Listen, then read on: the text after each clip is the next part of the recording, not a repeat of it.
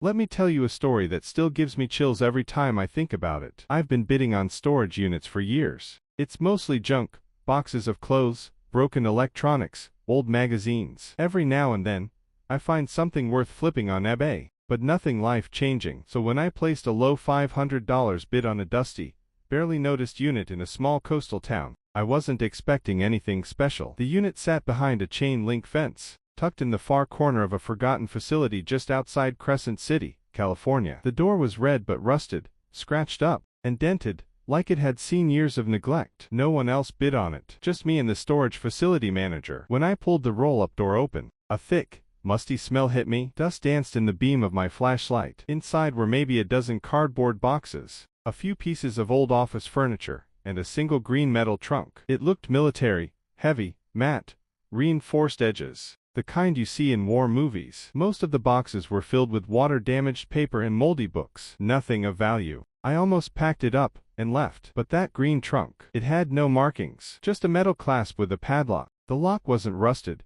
just scratched like someone had tried to force it open. I broke the lock with a hammer from my truck. Inside were two items, a black VHS tape labeled, "Confidential, Marine Incident 1992, and a faded manila envelope. The envelope was sealed with brittle red wax, now cracked from age. Inside, there were typed documents, half water damaged, but one thing stood out, property of NOAA, do not duplicate, Operation Blackwater. I had no idea what Operation Blackwater was, but I knew I had to see what was on that tape. I didn't have a VHS player, so I drove to a local thrift store and bought the first working VCR I could find. It came with an old tube TV, which I set up in my garage. I plugged everything in, held my breath, and pushed play. The footage was haunting. It began with shaky camcorder video of a government vessel. You could hear wind and the crashing of waves. A man's voice, calm but urgent, spoke in military shorthand. The camera zoomed in on a pod of orcas, swimming unusually close to the shore. Then chaos. Screaming. The camera shook violently. You could see a man in a wetsuit, blood in the water, and an orca with someone,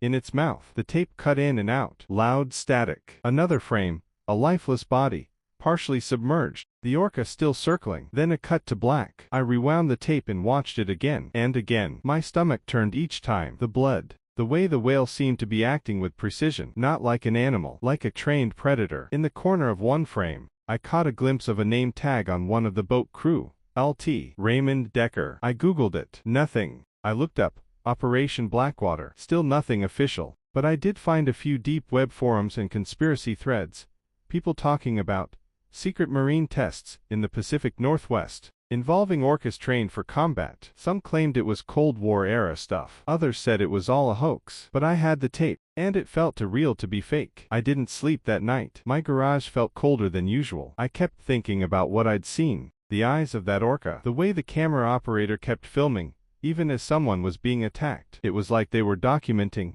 not rescuing. The next morning, I took the envelope and scanned the documents. One page had coordinates, somewhere off the coast of Washington. I called a contact I knew in the fishing industry. He told me that area was off limits to commercial vessels. Government territory, he said. We stay away. Why? Boats go missing, he replied flatly. I thought about going public, uploading the tape, posting the documents, but I stopped myself. There was a line on one of the pages in bold red ink, violation of this directive constitutes breach of national security. Immediate legal action will be taken. And I believed it. So I boxed everything back up. I stored the tape and envelope in a fireproof lockbox in my closet. But that wasn't the end of it. 3 days later, I noticed a black SUV parked near my house. Unmarked. Windows tinted. It didn't move for hours. Then it disappeared. 2 nights after that, someone knocked on my door at 3:14 a.m. When I opened it, there was no one there. Just a note taped to my porch railing. You found what was never meant to be found. No signature. No name. That's when I decided I wouldn't post the tape. I wouldn't report anything. I'd pretend it never happened. But I couldn't forget it. I still see the footage in my dreams. The blood, the ocean, the silence after the scream. So here I am, telling you the story. Without the tape, without the evidence. Just my words. Believe it, or don't. But the ocean holds secrets. And some storage units should never be opened. I tried moving on. I kept telling myself it was just a weird tape. That maybe it was staged. Part of some training exercise. That the documents were fake or outdated. That the SUV was a coincidence. But then things started to unravel. I got a call from a number I didn't recognize. It rang once and stopped. Then it rang again.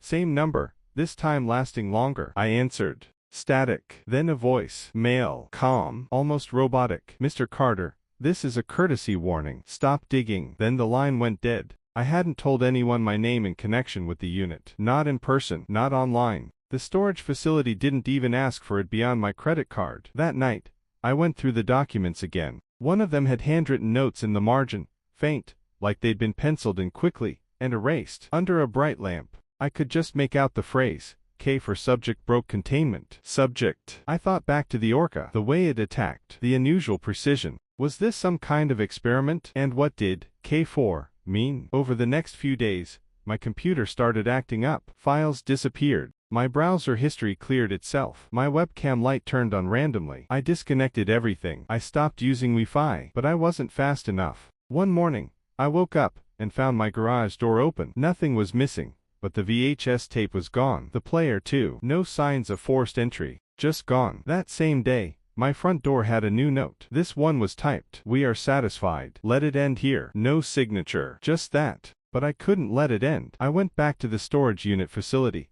hoping to find out more. Maybe records. Maybe who rented the unit before. The manager wasn't there. A woman I hadn't seen before was behind the counter. She smiled too much. Asked too many questions. When I asked about the green trunk, she said, that unit was cleared. Probably just old junk. But when I asked for the original leaseholder's info, she stiffened. I'm afraid that's private. But thanks for stopping by. I was being shut down. Fast. A few days later, I visited an old military contact I'd met through my brother. He'd served in Navy intelligence during the 90s. When I mentioned the orca incident, he went pale. Didn't say a word for a full minute. Then he looked me dead in the eyes and whispered, Blackwater wasn't a project. It was a cover. I asked what that meant. He didn't answer. He just stood up, left the room, and when he came back, he handed me a single photo. It was black and white. Grainy. A dockyard. A crane lifting something massive out of the water. An orca. Massive. Scarred. Around it stood men in hazmat suits. On the back of the photo, written in red ink,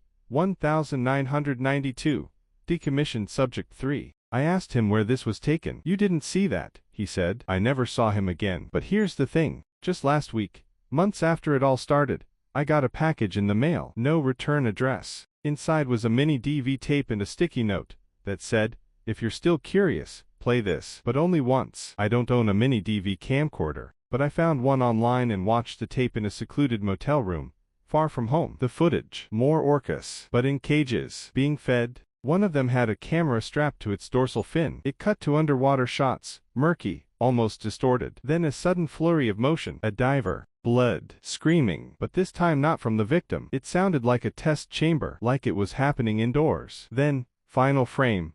A clipboard. Project Nemesis. Subject K4. Status. Terminated. Except the orca in the cage looked alive and well. Maybe it wasn't terminated. Maybe it was just moved. Somewhere deeper. Somewhere darker. I still don't know why that tape ended up in that storage unit, or who wanted me to find it. But someone, or something, is still out there, watching and waiting.